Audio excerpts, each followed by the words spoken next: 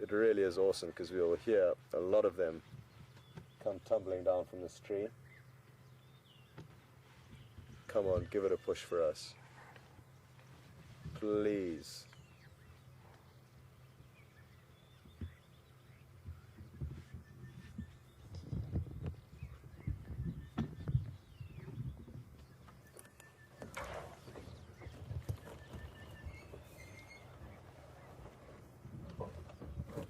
Such a beautiful marula tree. I really like the way it's got a very angular trunk as opposed to the regular vertical one. It makes it almost like a perfect staircase for leopard to climb up.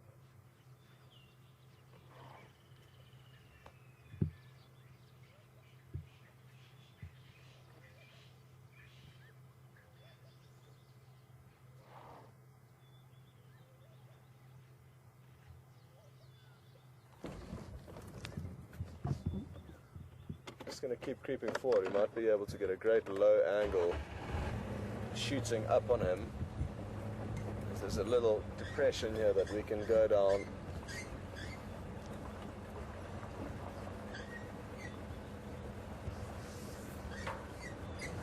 Oh, hello boy.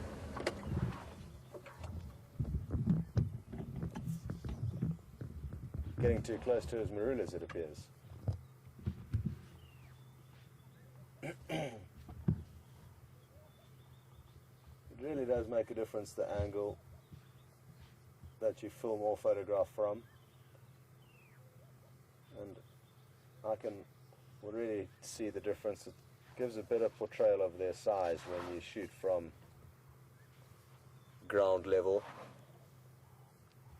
The camera is mounted quite high on the back of the vehicle, so that is something to bear in mind. I'm just going to stay because he is moving around quite a bit and may move back into shot rather than repositioning, because with all these different angles of this little depression we go down, it makes it difficult for Bryan to re-level the camera every time we stop on an uneven surface, which is basically every time, but we try and avoid it where we can.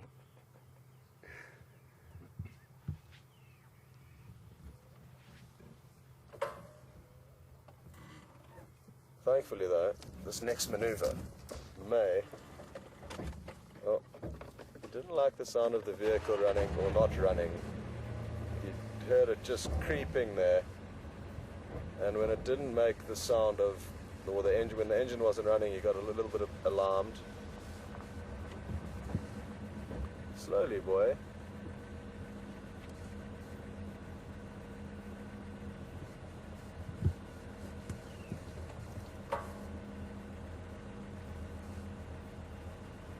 Rather than moving forward or backwards now, I'm just going to leave the vehicle running and let him realize that he overreacted there potentially, and he needs to calm down.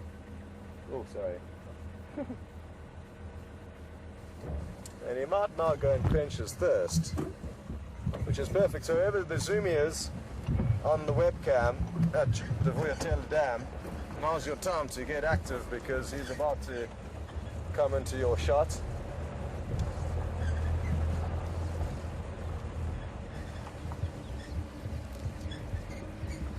Oh, wonderful.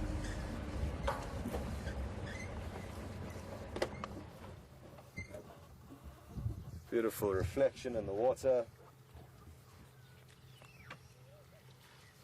And he's slowly quenching his thirst.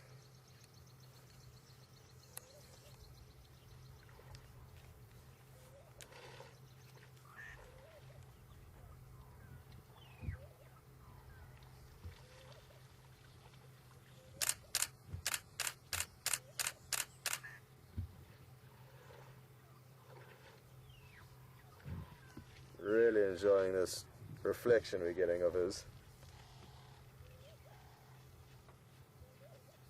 And the beautiful dark clouds in the background, the sunlight shining on him. This has just turned into an incredibly beautiful sighting. Look at that. Oh, that is a wonderful scene of Africa right there.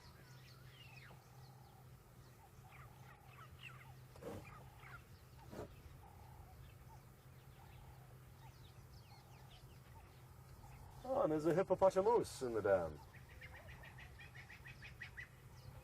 Please go for a swim. Come on, you know you want to.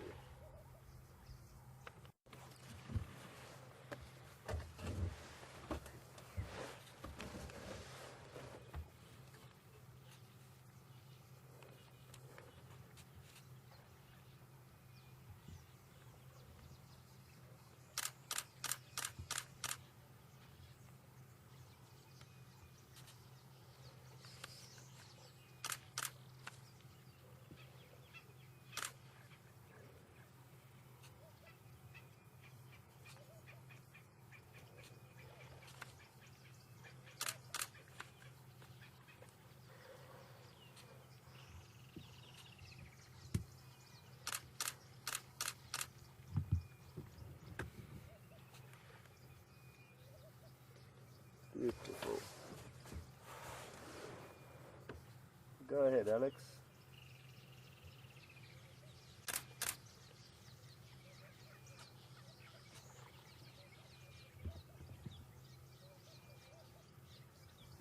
Steve on Twitter's just asked me how many holes or nostrils. Oh, look at him catching the water droplets. That was incredible.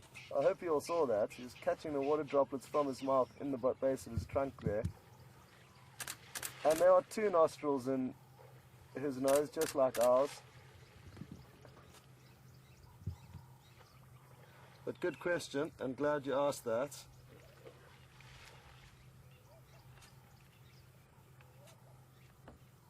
So just like us, there are two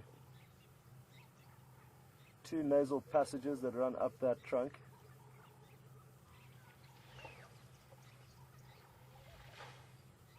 And if we were a little bit closer, you probably would be able to see that, but sadly, not from this angle.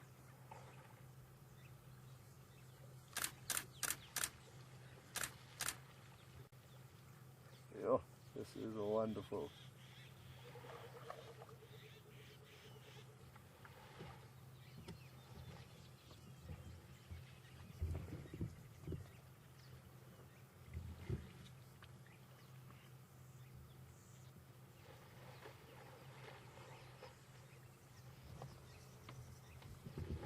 Come on, go for a swim, you know you want to.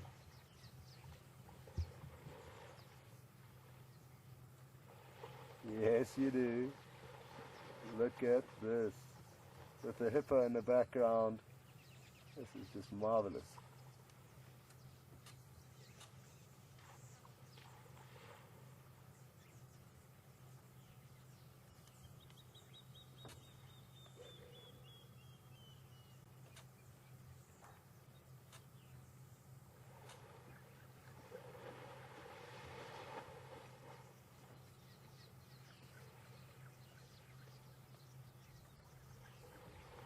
Like he's warming up to it or deciding against it, but I'm hoping he's going to come deeper into the water.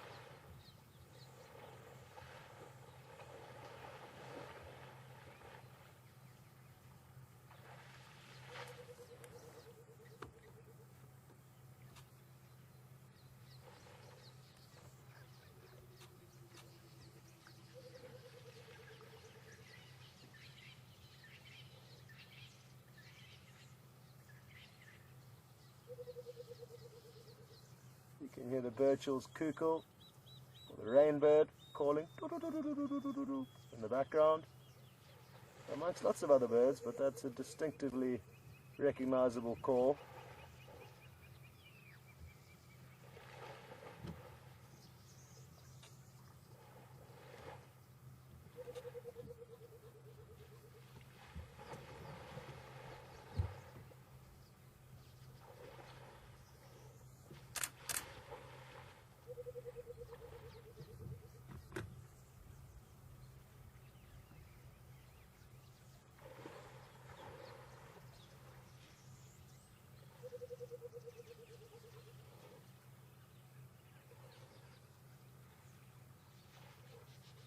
He really is just playing around and loving, just throwing that water around wherever it so pleases him.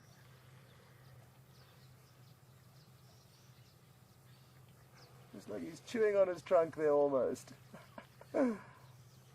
Ah, wonderful.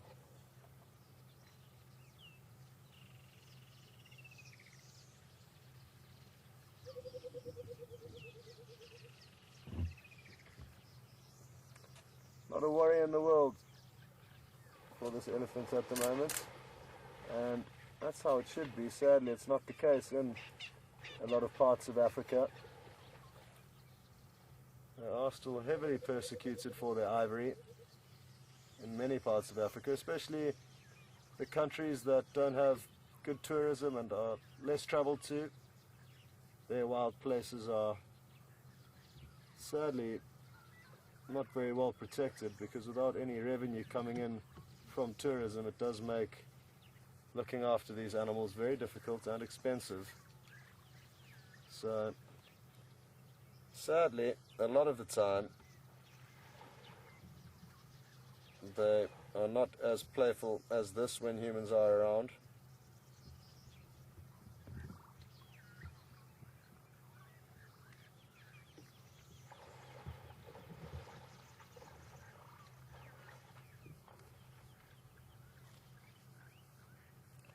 What will his next move be? Will he potentially attack the hippo, or will he pick on the Egyptian geese and their goslings? He is certainly playful, so it wouldn't surprise me if he did chase over after those geese that you can see in the background. And it is phenomenal to see how quickly those little goslings have grown.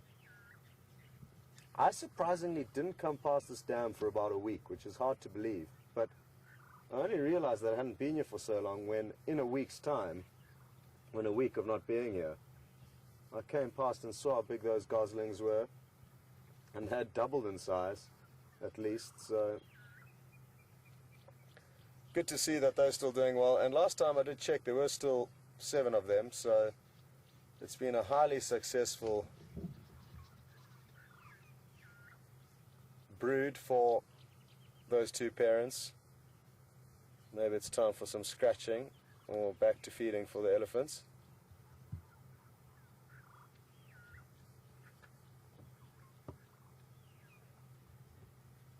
Whew, it's cooking now that the sun's come out.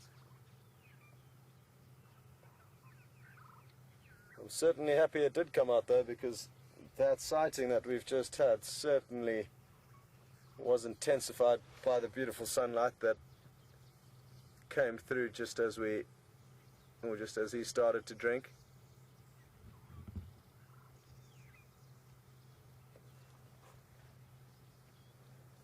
I wonder if he's back to the same marula tree, or if he's going to mix up the diet now for a while. Looks like he's happy for a little bit of grass in the meantime. Okay, well, let's just see what he does here. We'll give him a few more minutes and then possibly go and catch up with Mark and see what he's up to, how his afternoon's been so far. I haven't heard any updates from him yet, but he may well have.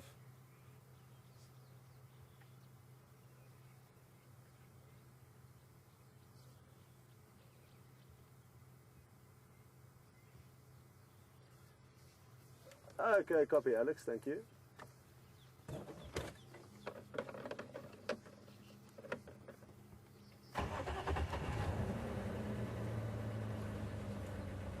Well, Mark, sadly, for some reason, is having technical difficulties. We're not picking up his signal from his vehicle at the moment, but they are working on it. And I'm sure it won't be long before they fix that little glitch. But